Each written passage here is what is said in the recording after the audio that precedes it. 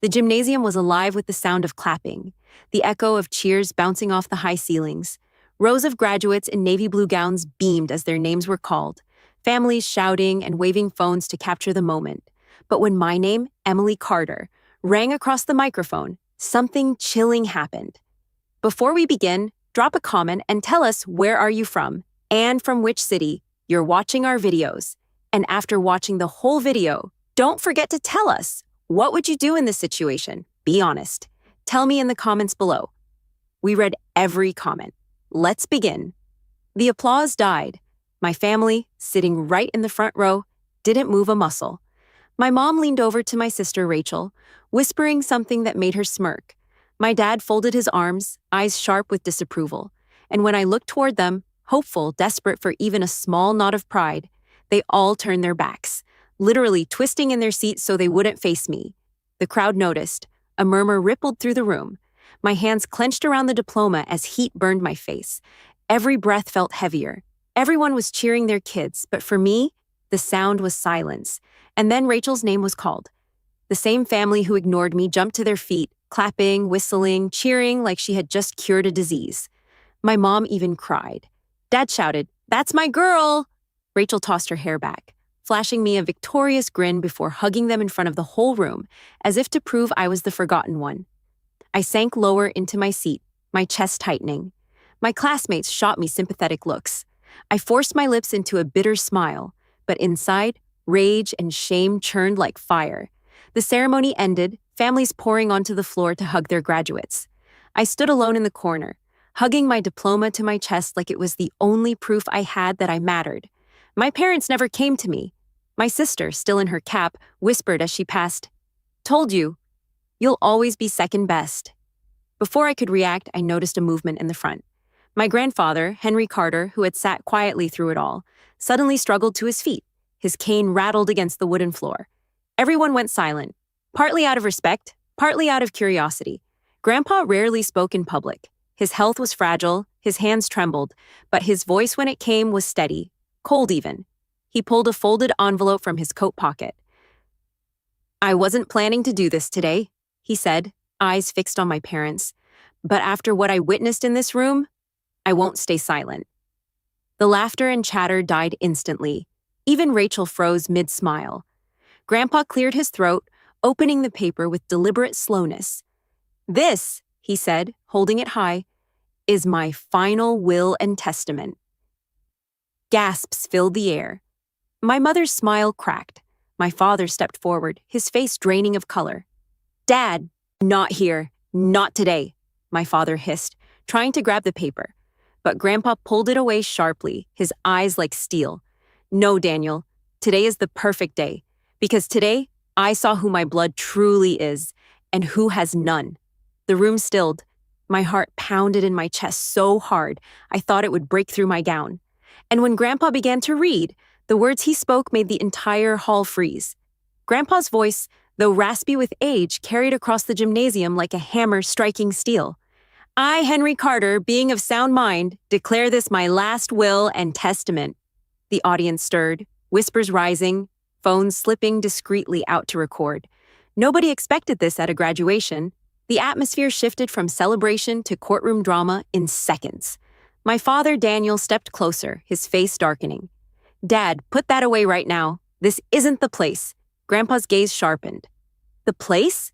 This is exactly the place. Because today, Daniel, I saw you cheer for one child and humiliate the other. You clapped for Rachel, but turned your back on Emily as if she were nothing. And I'll be damned if I let this family rot in that kind of cruelty." Every word pierced me like glass. My throat tightened. The crowd's attention bore down on me. I could feel dozens of eyes burning into my skin, pitying, questioning. Rachel's smirk faltered. "Grandpa, please," she said, her voice sugar-sweet, the kind she always used when she wanted money. "You're embarrassing yourself. You know I've always been—" "Quiet!" Grandpa's cane slammed against the floor. The sound cracked like thunder. Rachel jumped. My mom's lips pinched tight, fury trembling beneath her carefully composed face. Grandpa unfolded the paper slowly, his hands trembling but his voice unwavering.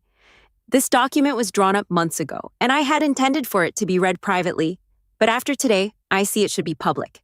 The world should know where I stand. I couldn't breathe. My palms were slick with sweat. Was this really happening here, in front of hundreds of strangers? My humiliation moments ago now teetered on the edge of something darker, something irreversible. According to this will, Grandpa said, my entire estate, my businesses, properties, and accounts will be inherited not by Daniel Carter, nor by his wife, nor by Rachel Carter. They will go to Emily Carter. The words detonated in the room. A ripple of gasps spread through the crowd like wildfire. My knees nearly buckled. What? Rachel's voice cracked, her face draining of color. She stumbled forward. No, that's not true. You're lying. My mother rushed to Grandpa, fury twisting her elegant features. Henry, how dare you humiliate us like this? In front of everyone? Emily doesn't deserve it. She's done nothing with her life. Rachel is the one who worked hard, the one who... Grandpa's cane shot up, pointing directly at her. The one who's been handed everything, yes. The one who's never known a day of struggle because you and Daniel smothered her in privilege. And yet, when I watched today, I saw no humility, no grace, just arrogance. My father's face was crimson now, his jaw tight, eyes darting at the onlookers filming the spectacle. Dad, you're confused. You're sick. This isn't legal. This isn't valid. Emily doesn't know the first thing about responsibility. She's weak, soft, useless. Something inside me snapped. My voice cut through the air before I even realized I was speaking. Then why am I the one who had to survive without your help? Why am I the one who had to get 2 part-time jobs just to finish this degree, while you threw money at Rachel for her hobbies? The silence that followed was suffocating. My voice trembled, but it was steady enough for the crowd to hear. Dozens of phones caught my words. My classmates' parents, who once ignored me, were now staring at me as if seeing me for the first time. Rachel's eyes narrowed, venom dripping. You think one diploma makes you better than me? You think Grandpa's playing favorites will change the fact that everyone knows I'm the star? Grandpa's laugh was bitter, a sound that silenced her instantly. Star? My dear, you shine only because your parents held the spotlight for you. Emily lit her own fire in the dark. That's the difference. My father lunged forward, trying to snatch the will from Grandpa's hand. This is insanity. You can't just give everything to her. She's not capable. She'll ruin everything you built. Grandpa's cane cracked against the floor again, his frail body trembling with rage. And you, Daniel, will never forgive yourself for underestimating her. This will is signed, witnessed, and filed. Every lawyer in town has a copy. What I read today cannot be undone. A collective gasp swept the audience. My stomach twisted as reality hit me. This wasn't just some emotional declaration. This was binding, legal, real. Rachel's lips trembled, her perfect image crumbling. No, this isn't fair. I'm the oldest. I'm the one who's supposed to... Supposed to what? Grandpa's eyes bore into her. Inherit by default? You've lived entitled, ungrateful, cruel. You mocked your own sister on the proudest day of her life. And you, Daniel, allowed it. No, encouraged it. Tell me, why would I entrust my life's work to people who cannot even show basic decency to their own blood? The silence was broken only by the faint buzz of someone's phone recording live. I realized then this was going viral. Strangers everywhere would see my family's betrayal, my humiliation, and now this public reversal. My chest rose and fell in shaky breaths. I wanted to scream, to cry, to laugh all at once. My mother, meanwhile, was trembling with rage, her hands fisted at her sides. You'll regret this, Henry, she spat. You're destroying this family. Grandpa's voice softened, but it carried a weight that silenced her. Number, you destroyed this family when you decided love would be conditional, when you measured your children against each other like trophies instead of raising them as equals. I'm merely correcting the record. My father turned on me then, his eyes cold and sharp. You think you've won, Emily? You think this will make you happy? You'll never handle it. You'll fail, and when you do, we'll be there to watch. For a moment, his words stung. But then I looked at Grandpa, frail but standing for me when no one else had, and I felt a surge of strength. My voice steadied. Maybe I will fail, I said. Maybe I'll fall flat on my face, but at least I'll know it's mine. My effort, my struggle, my life, not handed down like a crown for being the favorite. The room erupted, not with applause, but with the buzzing energy of people stunned, whispering, recording. My father's face burned red. Rachel's tears streaked her makeup, and my mother clutched her purse like it was her last shield. Grandpa folded the paper back into his coat. "It's decided," he said firmly. "The world now knows the truth. Emily is my heir." The weight of those words crushed the room in silence. For the first time in years, I didn't feel invisible. But deep inside, I also knew. This was only the beginning. The graduation ceremony ended, but the weight of what had happened clung to every corner of that gym like smoke after a fire. Students hugged their families, laughter filled the air, cameras flashed, but wherever I went, eyes followed me. Some looked at me with pity, others with awe, and many with curiosity. I was no longer just Emily Carter, the forgotten daughter. I was the girl whose grandfather had just shaken her entire family's foundation in front of hundreds of witnesses. As I walked outside, clutching my diploma with trembling hands, I saw my parents and Rachel huddled together near their SUV. Their expressions were twisted, raw with fury. My mother's lipstick smudged where she'd bitten her lip, Rachel's mascara streaked her face, and my father's jaw worked as if he were chewing broken glass. "Emily," he barked when he saw me. His voice wasn't just angry, it was venomous. "Get in the car, now." For a split second, I thought about running the other way, but my grandfather's frail figure appeared behind me, his hand gripping my shoulder. "Don't you dare," he muttered into my ear, his voice low but firm. "You walk with your head high. They've taken enough from you." I inhaled sharply, straightened my back, and walked past them. Rachel hissed under her breath, "This isn't over." Inside the house later that night, the storm exploded. My parents didn't wait to sit me down or talk calmly.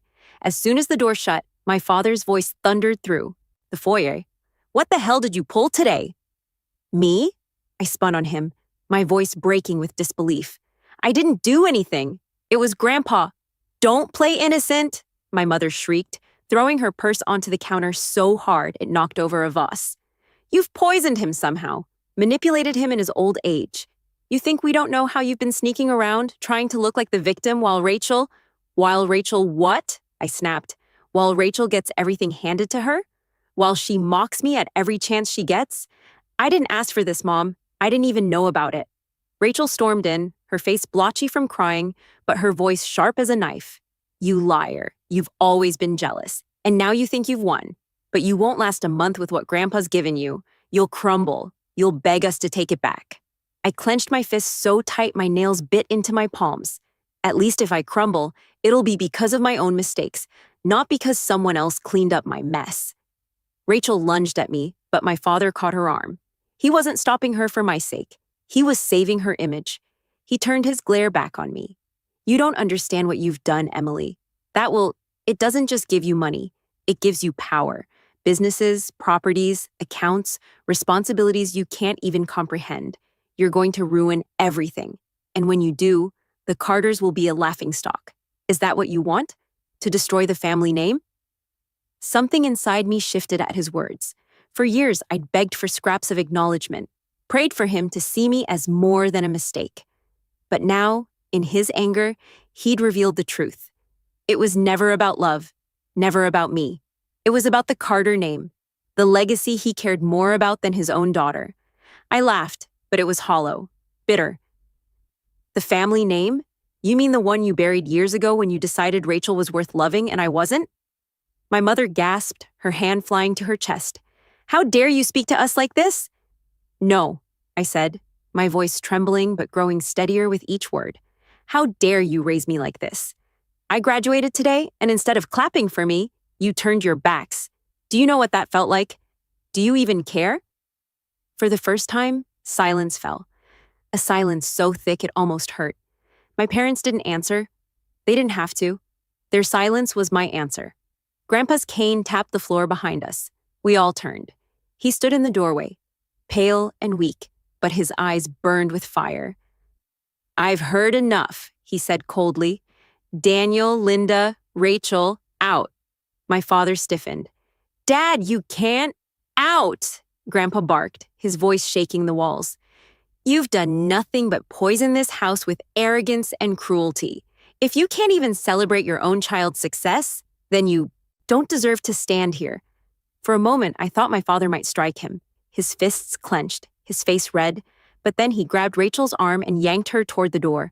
My mother followed, muttering curses under her breath. The slam of the door echoed through the house like a gunshot. Grandpa sank into a chair, his breath ragged. I rushed to him, tears stinging my eyes. Why did you do it like that? Why make it public? He looked up at me, his wrinkled hand trembling as he reached for mine. Because, Emily, they needed to be exposed. I've watched for years while they stripped you of dignity, while they pretended you were invisible. Today the world saw the truth. You deserve better. I shook my head, my chest aching. But now they'll hate me even more. They'll try to ruin me. Grandpa's eyes hardened. Let them try. You're stronger than you know. You've already survived their neglect. Surviving their schemes will be nothing compared to that. That night, lying in bed, sleep never came. Every time I closed my eyes, I saw my parents' fury, Rachel's venom, the crowd's stares. My phone buzzed relentlessly with messages. Classmates sending me clips, strangers tagging me on social media. The video was everywhere already. Comments poured in. The family literally turned their backs on her. Unbelievable. That grandpa is a legend. Rachel looked like she was about to explode. Justice served. But mixed in were darker ones. Bet she manipulated the old man for money. Ense. This is going to get ugly. And I knew they were right. The Carter house wasn't quiet for long. By morning, my parents and Rachel would regroup. And when they did, they'd come for me, not with fists, but with schemes, with lies, with everything they could muster to take back what Grandpa had given me. For the first time, I wasn't just the forgotten daughter. I was the enemy. And the war had only just begun. Morning sunlight streamed through the blinds, but it felt cold against my skin. I hadn't slept. My phone buzzed again and again with missed calls, all from my father. When I finally picked up, his voice was ice. You've made a fool of us, Emily. You think that old man's will makes you powerful? We'll contest it. We'll drag you through court until you break.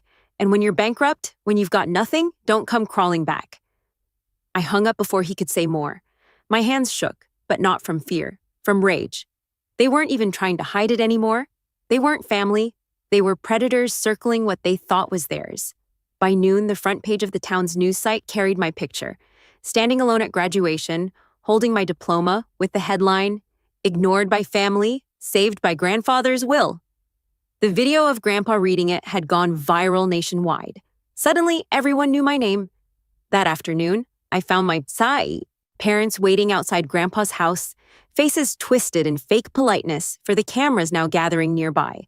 Rachel, in designer clothes, spoke loudly enough for the reporters. We just want to help Emily transition into this responsibility. She's not ready. I stepped onto the porch, fury tightening my voice. Don't pretend to care. You didn't clap for me yesterday. You didn't hug me. You didn't even look at me. And now you want to act like protective parents? Everyone here saw the truth. Gasps rippled through the reporters. Cameras clicked. Rachel's face drained of color. Grandpa appeared beside me, gripping his cane like a weapon. Leave her, he growled. The world saw who you are. You can fight in court all you want, but every lawyer has my signature, every witness has my words. You can't erase what's already sealed. My father's mask cracked. He leaned forward, voice low but venomous. You'll regret this, Emily. You're not strong enough to fight us. For once, I didn't flinch. I met his eyes, steady and unblinking. I've been fighting you my whole life, and I'm still standing. The cameras caught it, my voice, my stance, the fire that had been buried for years. And in that moment, I knew the tide had turned, not just because of the will, but because the world now saw me, the daughter they tried to erase. My parents and Rachel retreated, their exit hounded by flashing cameras. The crowd wasn't clapping for them anymore. That night, Grandpa and I sat in silence on the porch. The air was cool, the chaos finally distant. He placed his hand on mine, frail but steady. They'll keep coming for you, he said, but you've already won. Not because of what I left you, but because you refused to bow when they turned their backs. Tears burned my eyes. What if I fail? He smiled faintly. Then fail with dignity. Fail knowing you stood up for yourself. That's more than they'll ever have. The stars glittered above us. For the first time in years, I didn't feel invisible. I felt unshakable. My family had tried to break me with silence, but in the end, their cruelty became the very stage where I rose, and they would never be able to turn their backs on me again.